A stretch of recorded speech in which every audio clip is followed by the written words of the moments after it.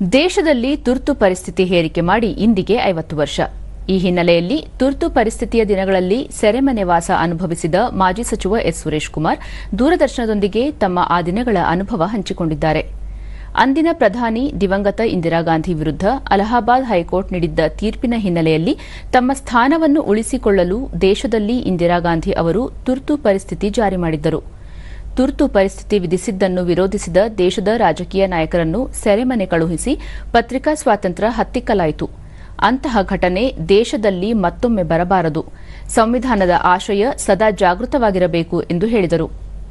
ಬೆಂಗಳೂರು ನಗರ ಸೇರಿದಂತೆ ರಾಜ್ಯದ ಹಲವು ಕಡೆ ಜಾಗೃತಿ ಕಾರ್ಯಕ್ರಮ ಹಮ್ಮಿಕೊಳ್ಳಲಾಗಿದೆ. 50 ವರ್ಷದ ಹಿಂದೆ ಏನೆಲ್ಲ ಆಗಿತ್ತು ಎನ್ನುವ ಕುರಿತ ಭುಗಿಲು ಕೃತಿಯ ಮರುಮುದ್ರಣದ ಕಾರ್ಯಕ್ರಮ ಹಮ್ಮಿಕೊಳ್ಳಲಾಗಿದೆ ಎಂದರು. ಜಾಗೃತಿ ಸಭೆಗಳು ನಡೀತಾ ಇದೆ. ಏನಾಯ್ತು ತುರ್ತು ಪರಿಸ್ಥಿತಿ, ಯಾಕೆ ತುರ್ತು ಪರಿಸ್ಥಿತಿ ಬಂತು, ತುರ್ತು ಪರಿಸ್ಥಿತಿ ಸಮಯದಲ್ಲಿ ಏನಾಯ್ತು, ಏನೆಲ್ಲ ಅಪಸವ್ಯಗಳಾಯ್ತು, ಇದನ್ನೆಲ್ಲ ತಿಳಿಸುವ ಪ್ರಯತ್ನ ಆಗ್ತಾ ಇದೆ.